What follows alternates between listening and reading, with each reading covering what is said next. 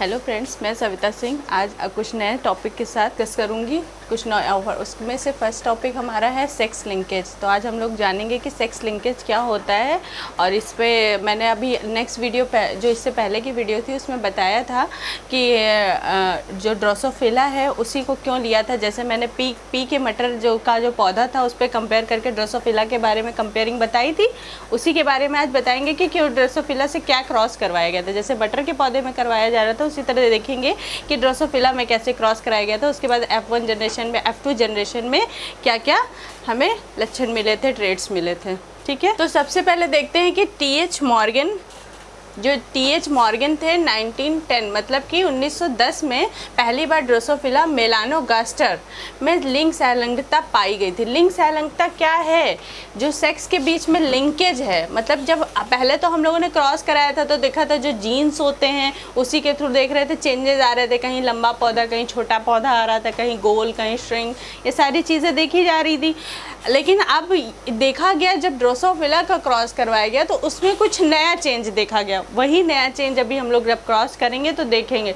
तो उसी में देखा, उन्होंने ये देखा कि क्या सेक्स की वजह से भी कोई लिंकेज आ रहा है और उसमें भी क्या कोई चेंजेस हो सकते हैं। जब क्रॉस करवाया जाता है तो क्या उसमें भी कोई चेंजेस आ रहे हैं, वो देखा गया था। तो ये किसने सर्च किया था? सबसे पहले TH मॉर्गन, इनका नाम सबसे इम्पॉर्टेंट है। इन्होंने कब ये खोज की थी? 1910 में की थी। पहली बार किस पर किया था? Drosophila melanogaster. इसमें इन्होंने सबसे पहले लिंग संलग्नता देखी थी। देखी कब थी? जब टेस्ट किया होगा, परीक्षण किया होगा, प्रयोग किया होगा, तभी ना देखा होगा। तो वो देखा।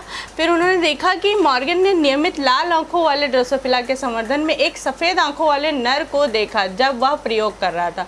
देखा था जब उन्होंने ड्रोसोफिला लिया था तो वो क्या थे? रेड आइज़ वाले थे ड्रोसोफिला। लेकिन जब क्रॉस करवाया तो उन्होंने देखा कि वाइट आइज़ के भी आ गए थे। वो कैसे हुआ था? तो वही जब प्रभावी अप्रभावी हम पहले मटर में देखे थे, सेम वही पैटर्न लेके यहाँ पे चलेंगे। F1 जनरेशन तक सेम वही चीज़ें इसमें भी होंगी। F2 जनरेशन में कुछ चेंज आया, वही चेंज को उन्होंने सेक्स लिंकेज बताया था। ठीक है, लाल आंखों वाली इस मादा को सफ़ेद आंखों वाले नर के साथ क्रॉस किया गया था। नर तथा मादा F1 पीढ़ी की मक्खियाँ सभी लाल आंखों की थी, जो दर्शाती है कि सफ़ेद आंखों वाला रंग लाल आंखों के रंग के लिए अप्रभावी था। जैसे जब हम लोग लंबा पौधा लिए थे, मटर का छोटा पौधा लिए थे, तो देखा था हम लोगों ने F1 जनरेशन में जो है देखा क्या था? सारे पौधे लंबे हो गए थे, है ना। तो सेम यहाँ पे भी क्या था कि सारी, जब हमने वाइट आंखों वाली ड्रोसोफिला और रेड आंखों वाली दोनों लिया है तो दोनों के आने चाहिए थे ट्रेड, पर दोनों नहीं आया। क्या हुआ? रेड वाली केवल ड्रोसोफिला का ट्रेड्स आया और वाइट वाली क्या हो गई? हिडन हो गई। सेम क्या हो गई? अप्रभावी हो गई। लाल आंखों का कलर सफ़ेद आंखों के कलर पे क्या हो गया? प्रभावी हो गया, उसका प्रभाव ज़्यादा पड़ा और जिसकी वजह से वाइट कलर हमें शो नहीं हुआ F1 जनरेशन में। ठीक है, लाल और सफ़ेद आंखों वाली F2 पीढ़ी में 3:1 के अनुपात में विकसित हुई जब इन F1 मक्खियों को स्वतंत्र रूप से अंतर संकरण किया गया। नर सफ़ेद आंखों वाली मक्खियाँ मिली। अब हम क्रॉस, ये जितना थ्योरी हम बता रहे हैं इसको क्रॉस के थ्रू देखते हैं तो ज़्यादा इमेज से ज़्यादा क्लियर हो जाएंगी चीज़ें। ये है हमारी रेड आई फीमेल। ठीक है, क्या ये ड्रोसोफिला है? ठीक है, मक्खी जो थी हमारी, और ये वाइट आई मेल है। इस पे क्रॉस करके देखते हैं।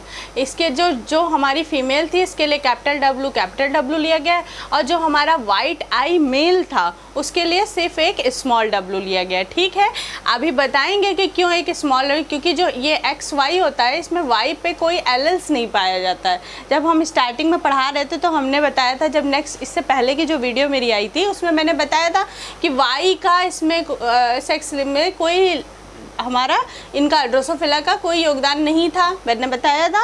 और उनको जो योगदान दे रहे थे वो A से रिप्रेजेंट किया था। Y का क्या था वो भी मैंने बताया था। तो ये यहाँ पे इसलिए सिर्फ W ले रहे क्योंकि X का ही रिस्पॉन्स रहेगा इसमें, और इसमें X तो फीमेल रहती हैं। तो क्रॉस जब करवाया तो हमने देखा कि रेड आई फीमेल, रेड आई मेल क्रॉस कराने पे क्या हुआ? इसमें एक रेड आई फीमेल और एक रेड आई मेल लिया। जब हमने क्रॉस करवाया तो क्या देखा कि रेड आई फीमेल, रेड आई फीमेल, रेड आई मेल और वाइट आई मेल। हमने क्या देखा कि यहाँ पे भी रेड, यहाँ पे भी रेड, और जो ये मेल थे इसमें मिक्सअप हुआ। क्या हुआ? वाइट भी, येलो सॉरी वाइट भी आया और रेड भी आया, रेशियो 50-50 का रेशियो आ गया, वाइट वाइट इसमें भी आया इसमें भी आया। पर हमने देखा कि फीमेल में तो कोई वाइट कलर ही नहीं आया। तो मैं जो ये हमारे टी.एच. मॉर्गन जी थे, इनके दिमाग में हुआ कि ऐसा क्यों हुआ। जब हम मटर का करवा रहे थे तब तो हमने देखा था कि सब में प्रभावी हो रहा था कल F2 जनरेशन पर, इसमें ऐसा क्यों हुआ कि क्या मतलब कि सेक्स में भी कुछ डिटर्मिनेशन हो सकता है क्या, क्यों ऐसा हुआ कि इसमें वाइट कलर, फीमेल्स में वाइट कलर क्यों नहीं आया, सिर्फ मेल में क्यों आया। ये क्वेश्चन था उनका, उनके दिमाग में ये क्वेश्चन था। तो फिर उसके बाद जब क्रॉस करवाया तो ये एक हमारा ये ट्रेड आया। अब हम आगे देखते हैं। सफ़ेद आंखों वाली मादा लाल आंखों वाले नर के बीच व्युत्क्रम किया गया, जो F1 पीढ़ी की सभी मादाएं लाल आंखों वाली थी जबकि नर सफ़ेद आंखों वाले थे। F1 पीढ़ी के इन दो प्रकार के अंतःसंकरण को आपस में जोड़ा जाता है तो F2 पीढ़ी में मादा आबादी लाल और सफ़ेद आंखों के बीच, जो अभी मैंने इमेज में समझा है उसी की थ्योरी लिखी हुई है ये, ठीक है। 50% पुरुष लाल आंखों वाले थे और 50% सफ़ेद आंखों वाले थे, पुरुष मतलब नर। एक इमेज और देखते हैं, जो हमने अभी वो इमेज देखा था उसी में दूसरा इमेज ये देखते हैं। अब क्या हुआ, रेड आई फीमेल और वाइट आई मेल जब इनमें क्रॉस करवाया गया, अभी हम लोगों ने देखा था जब रेड और वाइट कर गया तो रेड आई मेल था और एक फीमेल थी, दोनों रेड आंखों का करवाया था, लेकिन वाइट पहले था तो उसमें प्रभावी हुआ था और 50% वाइट आई मेल और फीमेल मेल हुए थे, दोनों वाइट और रेड हुए थे, लेकिन फीमेल एक भी वाइट आई की नहीं थी। लेकिन F2 जनरेशन में अब हम देख रहे हैं क्या कि रेड आई फीमेल और वाइट आई मेल के बीच जब क्रॉस करवाया गया तो देखा हमने कि वाइट आई फीमेल भी आई और red I female I, white I mail और रेड आई मेल, ठीक, मतलब कि रेशियो इक्वली आया। हमने जब F2 जनरेशन में फिर से क्रॉस करवाया इनके बीच में तो देखा ये तो मॉर्गन को लगा, पता चला कि ऐसा कुछ नहीं है, सेक्स का इसमें कोई लेना देना नहीं, ये फीमेल में भी प्रभावी हो रहा है और मेल में भी प्रभावी हो रहा है, वाइट आई कलर, ठीक है। तो उनका ये डाउट क्लियर हुआ। जैसे हमारे जो जेनेटिक्स के फादर कौन थे, मेंडल थे, फादर ऑफ जेनेटिक्स मेंडल थे, उसी तरह टी.एच. मॉर्गन क्या थे, फादर ऑफ एक्सपेरिमेंटल जेनेटिक्स के थे। अगर फादर ऑफ एक्सपेरिमेंटल जेनेटिक्स पूछेगा तो आप लोग टी.एच. मॉर्गन बताएंगे, फादर ऑफ जेनेटिक्स पूछेंगे तो कौन थे, मेंडल थे, ठीक है। तो ये चीज़ भी एक इम्पॉर्टेंट पॉइंट थी, तो ये याद रखना था। ये जो टी.एच. मॉर्गन थे, थॉमस मॉर्गन, इनको फ्लाइंग मैन भी कहा जाता था, फ्लाइंग मैन, ठीक है। तो 3 पॉइंट हो गए। अगर फादर ऑफ जेनेटिक्स पूछेगा, फादर ऑफ एक्सपेरिमेंटल जेनेटिक्स पूछेगा और फ्लाइंग मैन ऑफ जेनेटिक्स पूछेगा तो 3 पॉइंट हो गए हमारे। ये याद करने वाले क्वेश्चन है, कभी कभी शॉर्ट्स में या वेरी शॉर्ट में ऐसे पूछ लेते हैं या ऑब्जेक्टिव टाइप में ऐसा क्वेश्चन पूछा जाता है कि फादर ऑफ जेनेटिक्स कौन थे या फादर ऑफ एक्सपेरिमेंटल जेनेटिक्स कौन थे, तो टी.एच. मॉर्गन थे। फादर ऑफ जेनेटिक्स कौन थे, तो मेंडल थे। फ्लाइंग मैन ऑफ जेनेटिक्स कौन है, तो टी.एच. मॉर्गन मतलब कि थॉमस मॉर्गन थे। अब हम लोग देखते हैं कि वंशागति ड्रोसोफिला में सफ़ेद आंखों के रंग की वंशागति की व्याख्या करने के लिए निम्नलिखित परिकल्पनाओं का उपयोग किया गया। क्या क्या उपयोग किया गया वो देखते हैं।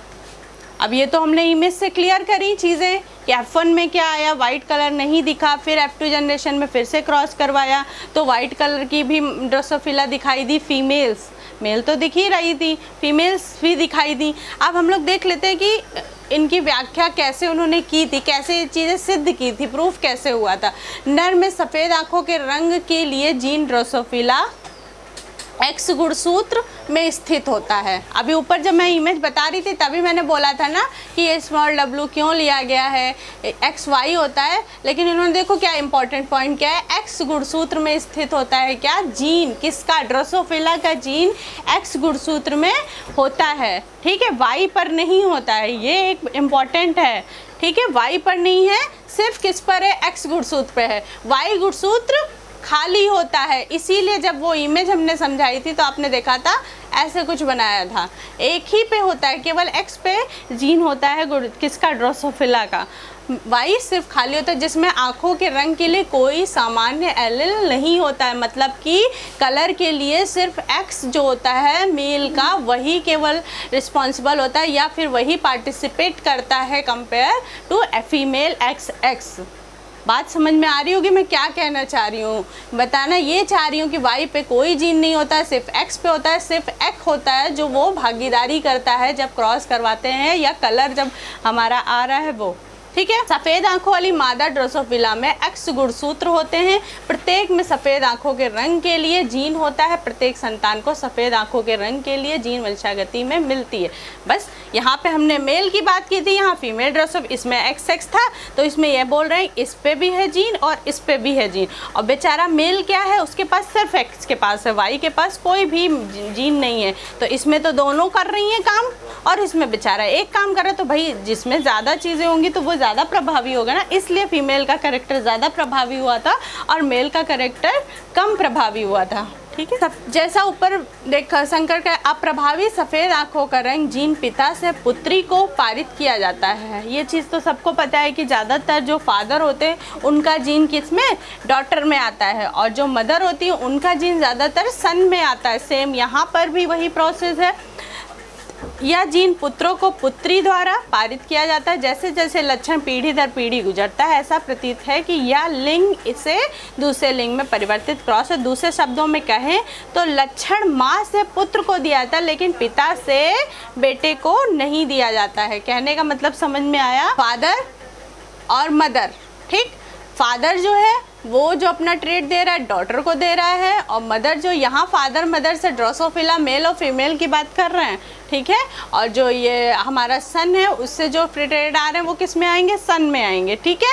कहने का कह रहा है कि पिता से बेटे को कोई भी जीन नहीं मिलेगा, कोई भी क्रॉस लिंक नहीं मिलेगा। किससे? फादर से। इसको कुछ भी नहीं मिलना है, ठीक है। ये पॉइंट, तीनों पॉइंट आई होप क्लियर हो गए होंगे। अब खुराक प्रतिपूर्ति मतलब डोजेस कॉम्बिनेशन क्या है ये देख लेते हैं। ड्रोसोफिला में एक्स संलग्न जीन खुराक प्रतिपूर्ति मादाओं में इन जीनों की गतिविधि को बढ़ाकर किया जाता है। अतिसक्रियता के रूप में जाना जाता है और इसमें विभिन्न प्रोटीनों का संयोजन शामिल होता है।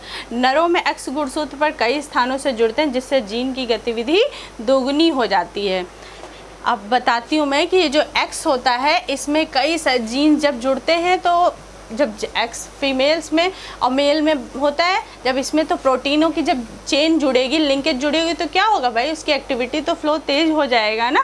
एक्टिविटी तेज हो जाएगी, दोगुनी हो जाती है किसकी, जो फीमेल्स होते हैं इनकी। जब एक्स गुणसूत्रों पर कई जीन सारे साथ में लिंकेज करते हैं, जुड़ते जाते हैं जीन। एक जीन का डायग्राम था वो दिखा देती हूँ मैं कि क्या क्या और भी चेंजेस हो जाते हैं जीन्स में। ये देखिए ये डायग्राम है कि जीन में क्या होता है, जैसे ABCDEFGH तक है, CD का रेशियो चल रहा है ना। यहाँ पे देखिए ये गायब, मिसिंग हो गया एक, ये क्या हो गया, विलोपन। ये भी प्रोसेस होता है। कभी कभी देखो किसी ज़रूरी तो नहीं होती कि सारे जो संतान होती है वो हमेशा प्रॉपर ही होती है, मैच्योर ही होती है, या फिर कुछ उनमें प्रॉब्लम नहीं होती है। ये जो जीन में फेरबदल होता है, बदलाव होता है, उसकी वजह से उनमें कुछ ना कुछ कैरेक्टर्स जो होते हैं या तो मिसिंग हो जाते हैं या एक्स्ट्रा हो जाते हैं। ये सब हमने इसी चैप्टर में पहले भी पढ़ाया है, ठीक है। उसके बाद देखिए कभी कभी क्या होता है, इनका प्रतिलिपि हो जाता है, मतलब कि डुप्लीकेशन हो जाता है। एक ही जीन दो बार बन जाते हैं। देखो यहाँ BC बन गया, यहाँ भी BC बन गया, ठीक है। यहाँ पे क्या हो रहा है, इन्वर्जन हो रहा है, व्युत्क्रम हो रहा है, उल्टा हो जा रहा है। यहाँ पे CD का रेशियो था, देखो यहाँ पे DC बन गया, यहाँ CD था, ये इधर आ गया, ये इधर आ गया। तो इससे भी क्या होता है, परिवर्तन हो जाता है। उसके बाद क्या कह रहा है, रेसिप्रोकल ट्रांसलोकेशन, मतलब कि पारस्परिक स्थानांतरण हो रहा है। MNO है, CDE है, FGH है, ये इधर चला जाएगा और ये इधर आ जाएगा। ये पूरा चेंज हो गया, ये ABCD में कन्वर्ट हो गया, MN आ गया। कहाँ से आ गया है, कोई नया पारस्परिक स्थान ले लिया इन्होंने, यहाँ से ले लिया, ठीक है। उसके बाद फिर यहाँ देखो MNOPQR है, यहाँ पे AB आ गया, PQ आ गया। ये क्या हो रहा है, स्थानांतरण हो रहा है, नए जीन इसमें आ गए, इसमें आ गए। कुछ परिवर्तन वो इन्वायरमेंट का भी हो सकता है या और होता है। मैंने सारे टर्म पीछे बता लिया, अगर मैं फिर से रिवाइज कराऊंगी तो बहुत लंबा वीडियो हो जाएगा, इसलिए मैं फिर से नहीं बता रही हूँ। तो यही बताया था कि जुड़ते हैं तो क्या होता है, गतिविधि दोगुनी हो जाती है। एक्स संलग्न जीन का अतिसक्रियता तब नहीं होता है जब यह प्रोटीन जटिल मंदता नहीं है, जैसा कि महिलाओं में होता है। पुरुष तथा महिला में एक्स संलग्न जीन की कुल गतिविधि लगभग बराबर होती है। जो मेल होते हैं और फीमेल होते हैं इनकी जो सेक्स लिंकेज होती है वो इक्वली होती है, जितना इनका पुरुष और महिला में। लेकिन हमने ड्रोसोफिला में क्या देखा, सिर्फ एक्स की हो रही थी उसमें, ठीक है। उसके बाद ये एक इमेज है, ये देख लेते हैं। ये क्या है, XX फीमेल हर्माफ्रोडाइट, मादा व द्विलिंगी, ठीक है। ये XY और या XO ये नर हैं। निष्क्रियता इनएक्टिविटी ड्रोसोफिला की बात कर रहा है। इसमें क्या हो गई, इनएक्टिविटी आ गई, निष्क्रियता आ गई। ऊपर जब हम वो थ्योरी बता रहे थे तो उसमें बताया था ना, वही निष्क्रियता इसमें दिखाई दे गया ड्रोसोफिला में, तो क्या हो गया, सारा नील हो गया। पर यहाँ देखो अति सक्रियता हो गई, अति सक्रियता हो गई तो देखो चीज़ें क्या हो गई, बढ़ गई, कितनी ज़्यादा बढ़ गई इसमें देखो। और इसमें क्या, निष्क्रिय कुछ भी नहीं है। और ये क्या हो गई, हाइपो एक्टिवेटेड हो गई, अति सक्रिय हो गई, ठीक है। एक्स सेलेक्ट जीन के लिए खुराक प्रतिपूर्ति के 3 तंत्र, निष्क्रियता, अति सक्रियता और अल्प सक्रियता, ये बताया जब अभी हम डोज बता रहे थे, उसी की जो थ्योरी मैंने समझाई थी अभी तीनों पॉइंट, उसी का ये इमेज है। जब आप लोग खुद से ये थ्योरी पढ़ेंगे, ये इमेज देखेंगे, तब आप लोगों को और ज़्यादा चीज़ें क्लियर हो जाएंगी, ठीक है। अब हम लोग बात करते हैं मनुष्यों में लिंग निर्धारण। अब ड्रोसोफिला में उन्होंने 2 किया था, देखा पहले रेड आई वाला भी दिखा था, और एक और मैं बता देती हूँ, रेड आई का तो उन्होंने टेस्ट किया था। उन्होंने कलर भी देखा था, कुछ ड्रोसोफिला येलो कलर के थे और कुछ ब्राउन कलर के थे। जब क्रॉस करवाया था तो उन्होंने देखा था F1 जनरेशन में सारे के सारे ब्राउन हुए थे, F2 जनरेशन में एक येलो आया था, उस तरह से क्रॉस करवाया था। तो ये भी एक एग्जाम्पल इन्हीं का एक्सपेरिमेंट है। तो सारे एक्सपेरिमेंट तो मैं नहीं यहाँ पे बता सकती हूँ कि इतना टाइम नहीं है, तो मैं एक बता चुकी हूँ, एक आप लोग खुद से देखिएगा। अब हम लोग बात पढ़ लेते हैं मनुष्यों में लिंग निर्धारण कैसे होता है। अभी तक तो ड्रोसोफिला में देखा था, अब मनुष्यों में देखते हैं सेक्स डिटर्मिनेशन इन ह्यूमंस में कैसे होता है। ये तो है नहीं कि अपने आप ही बेटी बन गए, अपने आप ही बेटा बन गए, सन डॉटर के अपने हाथ में, वो तो वहाँ पे XY बैठे हुए हैं ना, XY उनके पास है, उनके पास XX है, वो बैठे हुए, उनके ऊपर कौन सा जीन्स आ रहा है, कौन सी प्रोसेसिंग हुई है, उसके अकॉर्डिंग होता है ना सन और डॉटर। तो वो बात कर रहा है लिंग निर्धारण कैसे होगा, हमारे हाथ में तो नहीं है ना, उसकी प्रोसेसिंग है, वही प्रोसेसिंग मैं आप लोगों को बताने जा रही हूँ कि क्या प्रोसेसिंग है। X गुणसूत्रों की संख्या या Y गुणसूत्रों की उपस्थिति या अनुपस्थिति व्यक्ति के लिंग निर्धारण को निर्धारित करती है। XX है, XY है, अगर इसमें से एक भी नहीं होगा तो क्या होगा, क्या सेम प्रोसेस होगी, नहीं होगी ना। तो वही कह रहा है X गुणसूत्रों की संख्या, Y गुणसूत्रों की उपस्थिति या अनुपस्थिति, Y नहीं है तो भी क्या होगा, प्रॉपर तो नहीं बनेंगी ना, ट्रेड्स लक्षण प्रॉपर तो नहीं आएंगे ना, कुछ चीज़ें मिसिंग हो जाएंगी। तो वो यही क्या होती है, लिंग निर्धारित करती हैं। मेन इम्पॉर्टेंट रोल X का है और Y का है, ठीक है।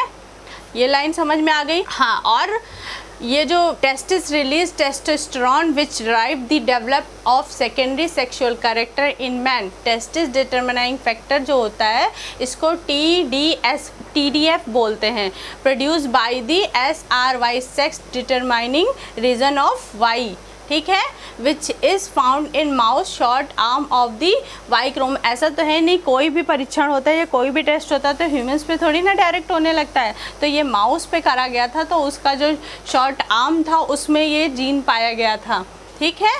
तो ये पहले तो आप लोगों को ये याद रखना है कि ये कहते क्या है, वेस्टर्न से टेस्टोस्टेरोन का जो स्राव होता है पुरुषों में, किसका हो, टेस्टोस्टेरोन है तो क्या पुरुषों से ही तो होगा ना, उसका रिलीज द्वितीयक लैंगिक लक्षणों के विकास को प्रेरित करता है। जो हमारा सेकेंडरी होता है ना, सेकेंडरी सेक्सुअल कैरेक्टर जो आता है उसको कौन प्रेरित करता है, ये टेस्टोस्टेरोन जो होता है वो किससे आ रहा है, फीमेल से आ रहा है, ठीक है। इस निर्धारण का कारक को क्या बोलते हैं, विकास को प्रेरित करने वाले TDF, इसका फुल फॉर्म इधर बताया, टेस्टिस डिटरमिनाइंग फैक्टर, ठीक है, इसको क्या बोलेंगे, TDF, ये याद रखना है। और जहाँ से ये Y का लिंग निर्धारण क्षेत्र आ रहा है, Y तो रिस्पॉन्सिबल हो रहा था बेटी और बेटा के लिए, तो ये जो क्षेत्र आ रहा है इस क्षेत्र का क्या नाम दिया, लिंग निर्धारण क्षेत्र, जिसको शॉर्ट में क्या बोल रहे हैं, SRY sex determining region of Y, ठीक है। SRY की खोज लोगों के की गई थी जिनका लिंग निर्धारण गुणसूत्र बनाता है। XX क्रोमोसोम वाले पुरुष और XY क्रोमोसोम वाली महिलाओं ने मेल नहीं खाते थे, ये कुछ नया कैरेक्टर बना रहे थे। तभी तो आप देखिए ना, कभी कभी क्या होता है, कुछ मेल्स होते हैं तो उसमें आप देखिए कि कुछ सिम्टम्स फीमेल्स जैसे, या उनकी वॉइस हो जाती है, या उनकी चाल ढाल होती है। तो ये सब क्या हो रहा है, विलोपन। जो अभी हमने दिखाया था ना, जीन्स में ABC गायब हो जा रहा है, मिसिंग हो जा रहा है, विलोपन हो रहा है, स्थानांतरण हो रहा है ना। तो वो उन्हीं के कारण से होता है कि चेंजेस आ रहे हैं, कोई मेल प्रॉपर नहीं है तो कोई फीमेल प्रॉपर नहीं है, ठीक है। तो अब ये जो हम लोग वृषण निर्धारण कारक मतलब कि टेस्टिस डिटरमाइनिंग फैक्टर TDF और SRY वाई का लिंग निर्धारण क्षेत्र जो था, इसकी खोज कहाँ की गई, दुर्लभ लोगों में की गई। कुछ रेयरेस्ट पीपल थे जिनमें की गई, जिनका लिंग उनके गुणसूत्र बनाता था। XX क्रोमोसोम वाले पुरुष और XY क्रोमोसोम वाली महिलाओं से मेल नहीं खाता। भाई यहाँ तो चेंज हो गया ना, XX फीमेल्स होता था और XY मेल्स होता था। पर यहाँ पे क्या हुआ, थोड़े से दुर्लभ जो लोग थे, जब क्रॉस करवाया गया, मतलब कि जब उनमें क्रॉस करवाया गया तो देखा कि कोई भी मैच नहीं कर रहा है, कुछ भी मेल नहीं खा रहा है। XY वाली महिलाओं में कुछ भी मेल नहीं खा रहा है। तो कुछ XX पुरुषों में Y गुणसूत्र का एक छोटा हिस्सा X गुणसूत्र में क्या हुआ था, प्रस्तुत किया गया था। यह स्पष्ट है कि इस छोटे से टुकड़े ने नर विशिष्ट जीन को व्यक्त किया। कुछ XY महिलाओं में से एक Y गुणसूत्र था जो लुप्त था, और Y गुणसूत्र का घटक जो था XX पुरुषों में अनुपस्थित था। इसी वजह से सारे चेंजेस हुए थे। XY था, अब उसमें क्या कह रहा है कि इसमें से जो है ना Y गुणसूत्र क्या था, महिलाओं में लुप्त था। कुछ XY महिलाओं में Y गुणसूत्र क्या था, लुप्त था। भाई महिला है तो Y गुणसूत्र तो वैसे भी लुप्त रहता है, लेकिन ये तो जीन विलोपन के कारण हुआ था ना, चेंजेस आ गए थे, जीन इधर का इधर आ गया था या कहीं पे गायब हो गया था। तो ये सब जीन की रेप्लिकेशन की वजह से ये सारी चीज़ें हुई थी। तभी तो कुछ कैरेक्टर्स देखो फीमेल्स में अलग होते हैं, वॉइस भारी हो जाती है, उनके अंदर सिम्टम्स कैसे मेल्स वाले होते हैं, या फीमेल्स जो मेल्स होते हैं उनमें देखो वॉइस बहुत पतली हो जाती है, चाल ढाल उनकी वैसी हो जाती है मेल्स की तरह।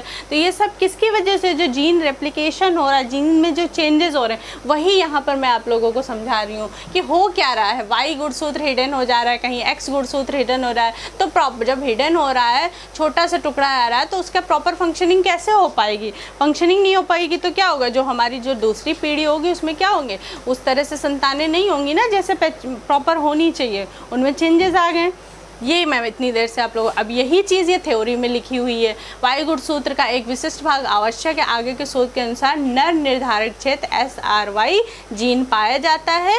SRY जीन चूहों के वायु गुणसूत्र में पाया गया था। छोटा सा जो एक टेस्ट किया गया था चूहों के ऊपर, जैसे या मनुष्यों में होता है या पुरुष के विकास को नियंत्रित करता कौन, SRY जो होता है वो किसको नियंत्रित कर रहा है, पुरुषों के जो ग्रोथ हो रही है उनको नियंत्रित कर रहा है पहले ये चूहों में। और चूहों में कहाँ पाया जाता है ये याद रखिए, जो उनका आम होता है वहाँ पे पाया जाता है चूहों में, ठीक है।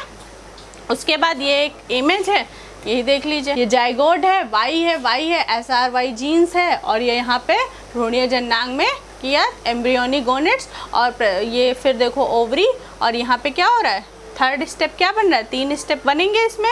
पहले में क्या हुआ, TDF वृषण निर्धारण कारक वायु गुणसूत्र या एक जीन द्वारा निर्मित हुआ था, ये मैंने ऊपर थ्योरी में ही बता दिया। उसके बाद दूसरे में क्या कर रहा है, TDF भ्रूण के जननांग के मेड्यूला को वृषण में विकसित करने के लिए प्रेरित करता है। ये जो मेड्यूला है ना, इसमें जो है विकसित करेगा। उसके बाद कह रहा है कि वृषण टेस्टोस्टेरोन हार्मोन का उत्पादन करता है जो पुरुष लैंगिक लक्षणों के विकास के लिए शुरुआत करता है, ठीक है। टेस्टोस्टेरोन का निर्धारण करता है, और वो फिर क्या होता है, जब टेस्टोस्टेरोन का स्राव कर दिया तो वो फीमेल्स के लिए नहीं मेल्स के लिए कैरेक्टरिस्टिक्स बनाएगा, मेल्स के विकास के लिए काम करेगा, ठीक है। कौन, TDF। और यहाँ पे देख लीजिए वायु गुणसूत्र की अनुपस्थिति में कोई TDF उत्पन्न नहीं हो रहा था। यहाँ पे देखिए TDF निर्धारण में वायु गुणसूत्र एक जीन द्वारा निर्मित हो रहा था। यहाँ पे देखिए TDF की कमी भ्रूण के जननांग के आवरण को अंडाशय में विकसित करने की अनुमति दे रहा है यहाँ पर, ठीक है। और यहाँ पे क्या कह रहा है, मेड्यूला को विकसित करने की अनुमति दे रहा है। यहाँ पे टेस्टोस्टेरोन की अनुमति में भ्रूण में मादा लक्षणों का विकास हो रहा है, और यहाँ पे क्या हो रहा है, पुरुष लक्षणों का विकास हो रहा है। यहाँ पे ओवरी बन गई और यहाँ पे टेस्टिस बन गए। मनाना तो यही था ना, ये फीमेल वाले कैरेक्टर हो गए, ये मेल वाले कैरेक्टर हो गए। सोचो इससे भी बन जा रहा है, जबकि एक छोटा सा मिला था मुझे, फिर भी बन गया इसमें ना। ये टेस्ट भी करवाया गया था, ये सब जीन विलोपन जो हुआ था उसमें, उसकी वजह से ये सारे रिसर्च किए गए थे और चेक किया गया था। अब वृषण के निर्माण के बाद टेस्टोस्टेरोन स्राव पुरुष लैंगिक लक्षणों के विकास की शुरुआत करता है। टेस्टोस्टेरोन कई प्रकार की कोशिकाओं के ग्राही को बांधता है। यह बंधन एक हार्मोन ग्राही कॉम्प्लेक्स होता है, ठीक है। जो ये हमारे टेस्टोस्टेरोन से स्राव हुआ है और ये जो टेस्टोस्टेरोन टाइप का बाइंड कर रहा है, बांध रहा है, उसको क्या बोला? Hormone receptor complex. इसको क्या बोलेंगे? हार्मोन रिसेप्टर कॉम्प्लेक्स, ठीक है। ये क्या कर रहा है? कोशिका को संकेत भेजता है, सेल्स को हमारे मैसेंजर की तरह काम कर रहा है। कैसे? दाढ़ी, मजबूती, मांसलता, भारी आवाज़ पुरुषों के लक्षणों को कई अलग अलग प्रकार की कोशिकाओं के संयुक्त विभेदन के कारण होता है। जब टेस्टोस्टेरोन संकेतक प्रणाली विफल हो जाती है तो पुरुष लक्षण विलुप्त हो जाते हैं और व्यक्ति एक महिला में बदल जाता है। अब ये जो हार्मोन था हमारा, इन्होंने सिग्नल दिया, मैसेज दिया, क्या कि वॉइस फीमेल मेल की कैसी होती है? बहुत ज़्यादा भारी होती है, दाढ़ी मूछें आ जाती है, उनकी जो मसल्स होती है वो भी बहुत ज़्यादा हार्ड होती है। तो इन्होंने जब ये इनके मैसेज को नहीं ले पा रहा है, जब मैसेज किसी कारण की वजह से मैसेंजर उनके तक नहीं जा पाया, उनके संकेतक प्रणाली में विफल हो जा रहा है, तो ये लक्षण क्या हो रहा है? ये वाई का लक्षण क्या हो गया? विलुप्त हो गया, ख़त्म हो गया। जब विलुप्त हो जाएगा तो ये मेल की जगह किस में कन्वर्ट हो गया? फीमेल में कन्वर्जन इनका हो गया और इनके अंदर फीमेल जैसे कैरेक्टर आ गए। मैसेज ही नहीं पहुंच पाया, हार्मोन का सिक्रीशन ही नहीं हो पाया। तो इसी वजह से क्या हुआ? एक मेल बनते बनते वो फीमेल में कुछ क्वालिटीज़ आती है। फिजिकली वो फिनोटिपिक तरीके से वो मेल ही है, लेकिन उनमें कुछ कैरेक्टरिस्टिक फीमेल जैसे आ गए, ठीक है। ये आई होप इतना जो आप लोगों को मैकेनिज्म बताई है समझ में आया होगा। ये बुक पढ़ेंगे हमारी ठाकुर पब्लिकेशन की तो और आप लोगों को चीज़ें क्लियर होंगी। ये वही सिग्नल जो मैंने अभी आप लोगों को बताया है कि सिग्नल गया था और वो उसी का ये इमेज है, तो ये आप लोग अपने आप देख लीजिएगा। इस चायवची कमी वाले व्यक्ति जिनके पास XY गुणसूत्र संरचना होती है वह पहले पुरुषों में विकसित होते हैं। जिसके पास XY गुणसूत्र होंगे तो उसमें पहले तो प्रायोरिटी मेल की होगी ना, तो वो कहना है कि पहले पुरुषों में विकसित होते हैं। यद्यपि वृषण का निर्माण होता है और ऐसे पुरुषों में टेस्टोस्टेरोन स्रावित किया जाता है, इसका कोई प्रभाव नहीं पड़ता क्योंकि यह विकासात्मक संकेत देने के लक्षणों की कोशिका तक पहुंचने में असमर्थ है। जो मैंने अभी आप लोगों को बताया कि सिग्नल नहीं पहुंच पा रहा था, तो क्या हुआ? मेल फीमेल में कन्वर्ट होने लगे, उनके अंदर फीमेल्स जैसे ट्रेट्स आने लगे, ठीक है। सेक्स लिंकेज की ही वजह से तो हुआ ना। उसके बाद सेम वही चीज़ है फिर परिणाम स्वरूप जिसके पास टेस्टोस्टेरोन ग्राही नहीं है वे भ्रूण के विकास के दौरान लिंग बदल सकते हैं तथा महिला जनन लक्षण विकसित कर सकते हैं। दूसरी ओर ये लोग अंडाशय नहीं विकसित कर सकते और बांझ रह जाते हैं। और जब ये मेल्स में तो ये प्रॉब्लम हुई, अब फीमेल में जब ये मैसेज सिग्नल नहीं पहुंच पाया इनके पास तक, XX का सिग्नल नहीं पहुंच पाया, हार्मोन का सिक्रीशन उनके पास तक नहीं मैसेज गया, तो क्या हुआ? ये क्या रह गई? इनका भी प्रॉपर नहीं हुआ। जब प्रॉपर इनका मैच्योरेशन नहीं होगा तो क्या हो गई? ये बांझ रह गई, ओवरीज नहीं बन रही हैं इनमें, तो ये कैसी हो जाएंगी? बांझ हो जाएंगी। इनमें भी फीमेल्स के प्रॉपर जो मेन कैरेक्टरिस्टिक्स होते हैं वो नहीं आ पाए। अब हम लोग सेक्स लिंकेज देखते हैं। अभी तो हम लोग निर्धारण देख रहे थे कि लिंग का निर्धारण क्या है ह्यूमन बींग्स में। अब हम लोग सेक्स लिंकेज देख लेते हैं कि इसकी वजह से क्या होता है। वैसे तो प्रॉपर 46 होते हैं ना गुणसूत्र, किसमें? ह्यूमन बींग्स में 23 पेयर्स में होते हैं, 22 + XY होता है ना, यही तो चेंज होता है, या तो XX होता है या तो XY होता है। XY है तो मेल है और XX है तो मेल है। तो ये लेकिन कभी कभी क्या होता है इन गुणसूत्रों में चेंजेस आ जाते हैं। 46 की जगह 48 हो गया, 56 हो गया, जिसकी वजह से क्या होता है? कैरेक्टरिस्टिक्स में बदलाव आएगा, ट्रेट्स में बदलाव आएगा। उन्हीं की वजह से कुछ बीमारियाँ हो जाती हैं। उन्हीं बीमारियों का डिस्कशन करने जा रहे हैं अभी, ठीक है। मनुष्यों में लगभग 56 लिंग सहलंग जीन होते हैं, जिनमें से सबसे सामान्य उदाहरण लाल हरी वर्णांता है, रेड ग्रीन कलर ब्लाइंडनेस। देखिए ना, किसी किसी को ग्रीन और रेड कलर को में डिफ्रेंशिएट करने में काफ़ी प्रॉब्लम होती है। वो लोग समझ नहीं पाते कि ये ग्रीन कलर है या रेड कलर, केवल 2 कलर में उनको प्रॉब्लम होती है। ये किसकी वजह से हुआ? जीन्स की वजह से हुआ। गुणसूत्रों में बदलाव जो हुए उनकी वजह से हो रहा है, ठीक है। तो इसमें क्या होता है ये जानते हैं कि किस वजह से इसमें हो रहा है ये बदलाव, क्या कारण है।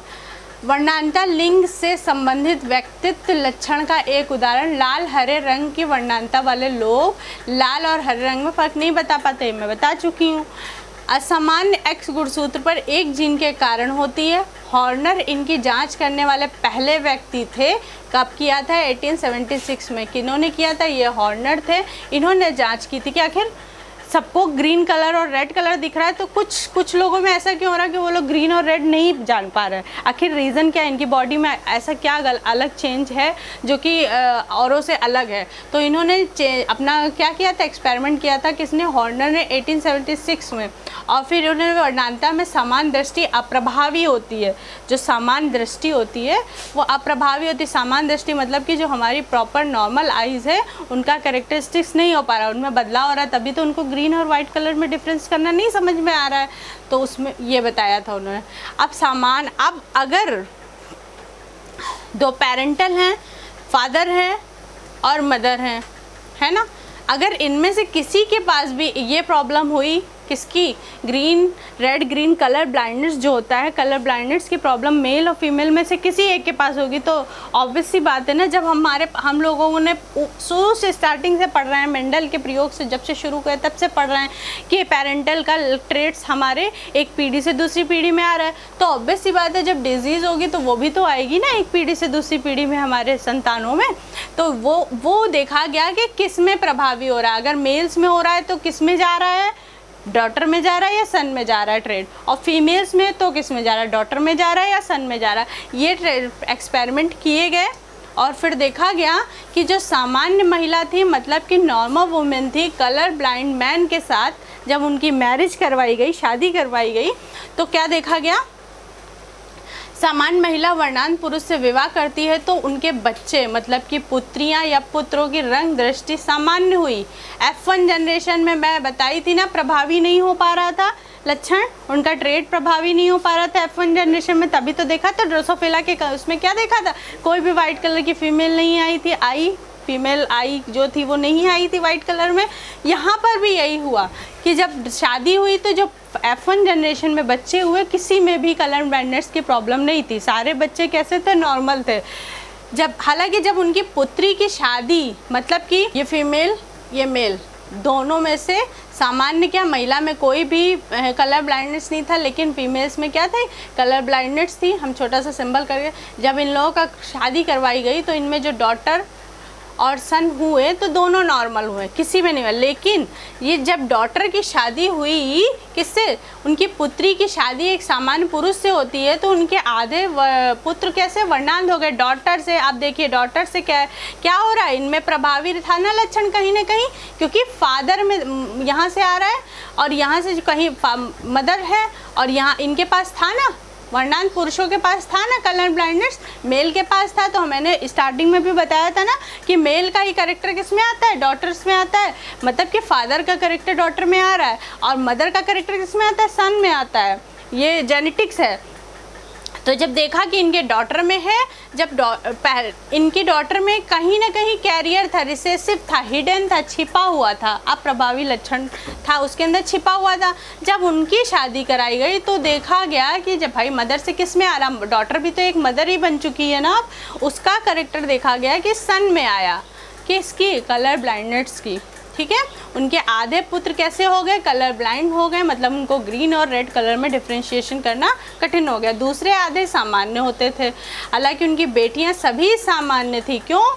क्योंकि ये जो कैरेक्टर था वो डॉटर में आया, कैरियर के रूप में आया, और वो सन के पास चला गया, पीढ़ी दर पीढ़ी चला आ रहा है। मेल का कैरेक्टर सन में जा रहा है, फीमेल का कैरेक्टर सन में जाता है और मेल का कैरेक्टर डॉटर में जा रहा है। सेम यहाँ पे हुआ, डॉटर का कैरेक्टर किस में आ गया? इनके आधे बच्चे कैसे हो गए? कलर ब्लाइंडनेस, क्योंकि डॉटर में आया था कैरियर, किससे? फादर से आया था कैरियर के रूप में। अब यही कैरियर के रूप में यहाँ पे प्रभावी हो गया F2 जनरेशन में जा कर के। उसके बाद एक एग्जाम्पल और देख लेते हैं, अच्छा से समझ में आया होगा आई होप। फिर वर्णांत महिला अब आ गई। अब यहाँ पे क्या हो गया? अब यहाँ पे जो फीमेल हैं ये कलर ब्लाइंडनेस में आ गई और जो मेल था वो नॉर्मल था, उसमें कोई प्रॉब्लम नहीं थी। कोई वर्णांध महिला किसी वर्णांध पुरुष से विवाह करती है तो उनकी पुत्रियां सामान्य होती हैं, लेकिन उनके सभी पुत्र वर्ण। अब क्या है, अब फीमेल्स में प्रॉब्लम है ना, तो ऑब्वियस सी बात है कि सन में प्रॉब्लम आएगी, और जो हमारी जो ये डॉटर होंगी इसमें कोई प्रॉब्लम नहीं होगी। जब सन में प्रॉब्लम आएगी, क्या प्रॉब्लम अभी भी नहीं है, ये नॉर्मल ही होंगे, लेकिन कैरियर के रूप में इनमें ये डिजीज़ आ जाएगी। और जब आगे इस सन की शादी किसी और से होगी तब फिर ये कैरेक्टर हमें F2 जनरेशन में हिडन होगी, सेम जैसे ऊपर वाले एग्जाम्पल में थी। अब ये आप लोगों को अगर और अच्छी तरह से समझना है तो आप लोग खुद से बनाइए टेबल और क्रॉस करवाइए, चाहे पुनेट वर्क से करवाइए चाहे क्रॉस से कराएंगे। जब अपने आप करेंगे चीज़ें तो बहुत ज़्यादा क्लियर हो जाएंगी चीज़ें, है ना। उसके बाद F1 वर्णांध पुरुषों से विवाह करती हैं तो उनके पास समान संख्या में वर्णांध पुत्र और पुत्रियां आती हैं, सेम ऊपर वाले की तरह है, ठीक है, इसलिए मैं इस पर ज़्यादा टाइम नहीं दूंगी। अब आते हैं दूसरी डिजीज़ कौन सी आ गई, हीमोफीलिया, रक्तस्रावी रोग। इसमें क्या होता है, हीमोफीलिया जो होती है इसमें क्या होता है, ब्लड का फ्लो नहीं बंद होता, रक्त का थक्का नहीं जमता है। इसका नाम क्या है, हीमोफीलिया।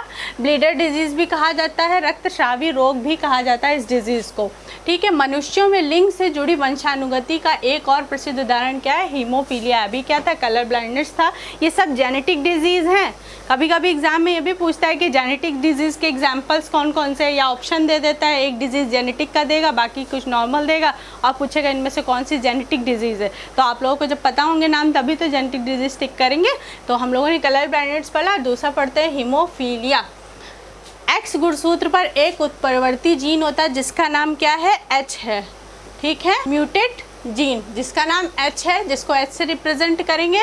ये क्या होता है, x chromosome that is recessive. Recessive क्या कर रहा था, हिडन रहता था, वो F2 जनरेशन में आकर के शो करता था, F1 जनरेशन में छिपा रहता था, डोमिनेंट होता था जो वो दिख जाता था, रिसेसिव हिडन रहता था वो नेक्स्ट जनरेशन में।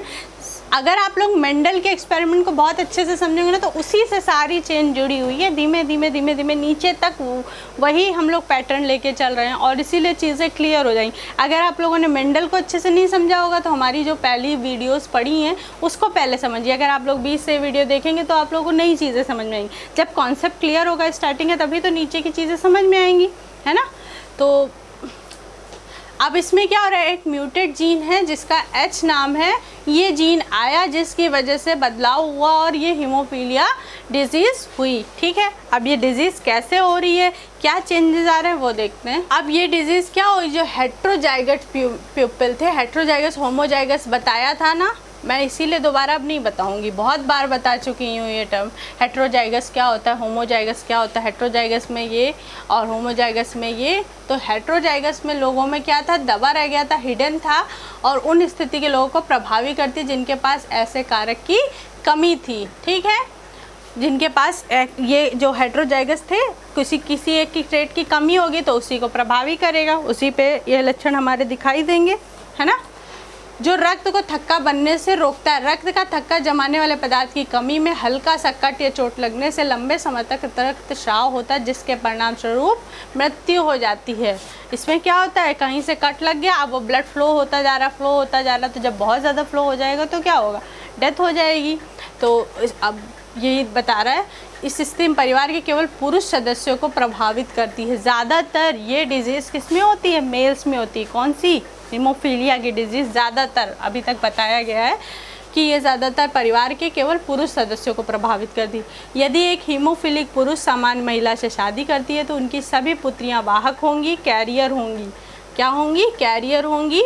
और लेकिन उनके एक्स गुणसूत्र में हीमोफिलिक जीन, उनके पुत्र सामान्य होंगे, कहीं ना कहीं सेम जैसे ऊपर क्रॉस करवाया था एक्स और वाई का, जिसमें कैरियर होगा। जब क्रॉस करवाएंगे तो आपको ये साइन से खुद ही पता चल जाएगा। अब ये हीमोफिलिक, इसको एस से रिप्रेजेंट कर लीजिए, जिसमें आ रहा है वो क्या होगा, नॉर्मल होगी, जिसमें आएगा वो कैरियर हो जाएगी, जिसमें नहीं आ रहा है कोई कैरेक्टर वो क्या होगी, नॉर्मल हो जाएगी, है ना।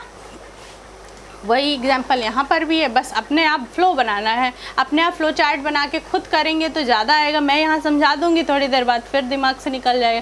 जब तक चीज़ें अपने आप नहीं की जाती हैं नहीं समझ में आती हैं। एक्स गुणसूत्र में हीमोफिलिक जीन ले जाना है, लेकिन उनके पुत्र सामान्य होंगे जब एक वाहक पुत्री एक समान पुरुष से शादी करती है। किसके पास है कैरियर, कौन है, डॉटर है, और सन क्या है, नॉर्मल है, उसके पास कोई प्रॉब्लम नहीं है, इसके पास हीमोफिलिक की प्रॉब्लम है, तो जब डॉटर के पास है तो किस में जाएगा, सन में जाएगा ना, कैरियर होकर के। हीमोफिलिक अक्सर राजशाही रोग के रूप में भी जाना जाता है, क्योंकि यूरोपीय शाही राजवंशों में देखा गया था सबसे पहली बार। माना जाता है कि हीमोफीलिया के लिए जीन की उत्पत्ति एक प्रजनन कोशिका में उत्परिवर्तन के रूप में हुई थी, जिसे इंग्लैंड की रानी विक्टोरिया को जन्म दिया था। ठीक है, ये क्या था, जीन में उत्पत्ति हुई थी, जीन में उत्परिवर्तन हुआ था, म्यूटेशन हुआ था, चेंजेस हुआ, जो रेप्लिकेशन ऊपर एक इमेज में समझाई थी, वहीं से बताया था ना कैसे क्या हो रहा था जीन में परिवर्तन। तो वही जीन में परिवर्तन हुआ था, जिससे जो इंग्लैंड की रानी थी, रानी विक्टोरिया, इनमें ये डिजीज़ देखी गई थी। इसीलिए इस डिजीज़ का नाम रॉयल डिजीज़ भी बोला जाता है, राजशाही भी बोला जाता है, क्योंकि ये रानी थी वहाँ की, इनमें पहली बार देखा गया था ये डिजीज़। ठीक है, अब इनमें हीमोफीलिया मुख्यतः दो प्रकार की होती है, हीमोफीलिया ए और हीमोफीलिया बी।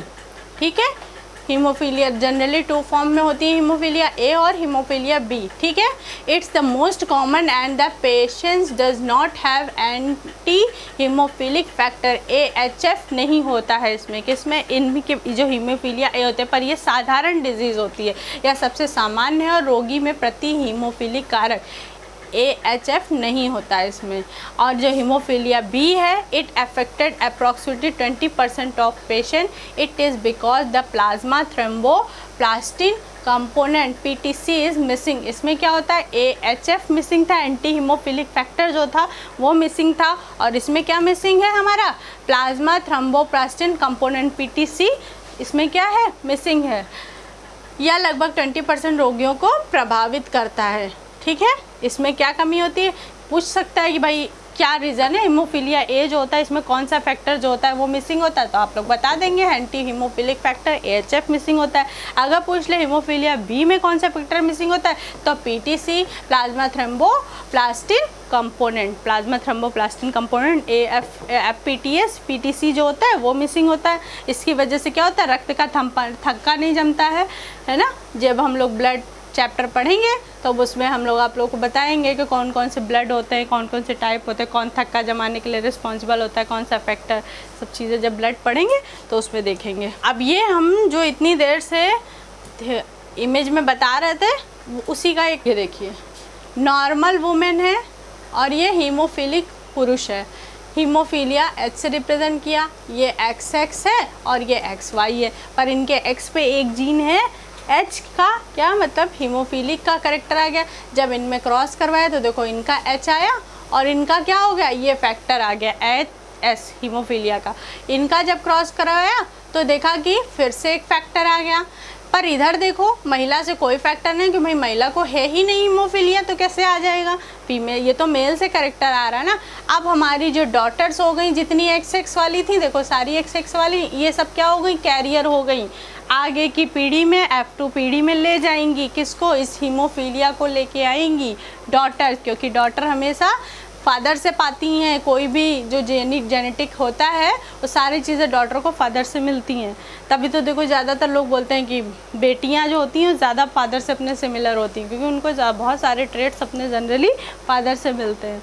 उसके बाद देखो अब बेटा जो था वो बिल्कुल नॉर्मल था, लेकिन बेटी क्या हो गई, कैरियर। अभी इनमें दोनों में डिजीज़ नहीं है, पर कहीं ना कहीं हिडन है, छिपा हुआ है, कैरियर है। कौन, क्या, हीमोफीलिया। अब कैरियर वुमेन जो थी उसका फिर क्रॉस करवाया गया नॉर्मल मैन से, तो यहाँ देखो कैरियर डॉटर आ गई, नॉर्मल डॉटर भी आएंगी, और यहाँ पे फिर ये डॉटर उठा, यहाँ इनसे जब क्रॉस हुआ तो हीमोफिलिक सन भी आ गए और नॉर्मल मैन भी आ गए, पुरुष भी आ गए। ठीक है, यहाँ पे देख रहे हैं कुछ डॉटर कैरियर में आए, कुछ डॉटर नॉर्मल आई, कुछ सन हीमोफिलिक हो गए और कुछ जो मैन थे वो नॉर्मल हो गए। ये क्रॉस पूरा था जो इतनी देर से ऊपर से थ्योरी बता रहे, तो उसी का ये प्रॉपर इमेज है। यही मैं कह रही थी, अपने आप बना के देखिए, खुद से बना के देखेंगे तो और अच्छे से आएंगी चीज़ें समझ। अभी जैसे हम लोगों ने ड्रोसोफिला में डोजेस कॉम्पेंसेशंस देखा था, उसी तरह अब हम लोग ह्यूमंस में देख रहे हैं खुराक प्रतिपूर्ति क्या होती है। मनुष्यों में एक्स संलग्न जीन का खुराक प्रतिपूर्ति महिला एक्स गुणसूत्रों में से एक को निष्क्रिय करके पूरा किया जाता है। जैसे ड्रोसोफिला में देखा था, वाई को निष्क्रिय कर दिया था फिर उसके बाद चेंजेस आए थे। उसी तरह इसमें क्या, और एक्स लिंक्ड जीन खुराक प्रतिरोधी महिला के जो एक्स गुणसूत्र थे उनको पूरी तरह निष्क्रिय कर देता है। निष्क्रिय कर दिया तो उनकी इनएक्टिविटी शुरू हो गई, तो जिसकी वजह से सारे के सारे ट्रेड्स उसमें नहीं जा पाए और कुछ ना कुछ प्रभावित लक्षण आएंगे। वो प्रभावित लक्षण क्या है देखते हैं। अब क्या हुआ, मैरी लियोन ने पहली बार 1976 में इस तकनीक का सुझाव दिया था। किसने दिया था? मैरी लियोन ने। किसने? ह्यूमंस में। जो ह्यूमंस में हुआ था ये तो उसको किसने दिया था? मैरी लियोन ने। कब दिया था? 1976 में। निष्क्रियता गुणसूत्र को याच्छादित रूप से चुना जाता है। एक बार चुने जाने के बाद यह उस कोशिका की सभी संतति में निष्क्रिय हो जाता है। अब कोई भी चाहे एक्स हुआ चाहे वाई हुआ, जिसका निष्क्रिय हो गया वो एक बार आ गया तो अब उसके करैक्टर तो आगे नहीं आएंगे ना, वो निष्क्रिय हो चुका है।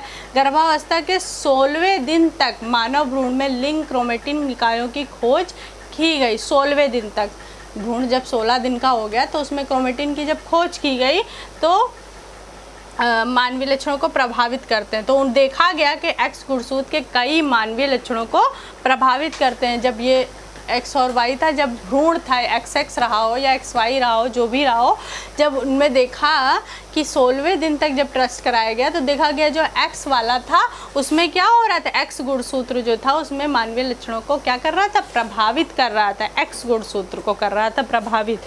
परिणाम स्वरूप मादा मोज़ेक कुछ क्षेत्रों में व्यक्त वैकल्पी एलील के साथ केवल जब कम से कम 2 एक्स क्रोमोसोम मौजूद होते हैं तो एक्स गुणसूत्र निष्क्रिय हो जाता है। जब एक ही केंद्रक में कई एक्स गुणसूत्र होते हैं तो एक को छोड़कर सभी निष्क्रिय हो जाते हैं। निष्क्रियता के बाद लिंग क्रोमेटिन निकायों की संख्या प्रारंभिक कोशिका में एक्स गुणसूत्र की संख्या से 1 कम हो जाता है। हमने बताया था ना कि जब भी चेंजेस आते हैं, 56 है 46 की जगह 48 हो गया, गुणसूत्रों में चेंजेस होगा तब भी परिवर्तन, ज़्यादा होंगे गुणसूत्र तब भी परिवर्तन होगा, गुणसूत्र कम होंगे तो भी परिवर्तन होगा। तो यहाँ पे क्या हो रहा है, एक गुणसूत्र की कमी हो गई जिसकी वजह से क्या हो गया, डिजीज़ कॉज हुई। कौन सी? Genetic disease. ठीक है, यही आप लोगों को बताना था। उसके आगे एक्सरसाइज है जो हमारी ठाकुर पब्लिकेशन की बुक है, उसमें आप लोगों को एक्सरसाइज मिल जाएंगी, अपने आप सॉल्व करिएगा। जहाँ पे भी आप लोगों को क्वेरीज हो, समझ में नहीं आता है, कमेंट बॉक्स में कमेंट कर सकते हैं। Thank you class.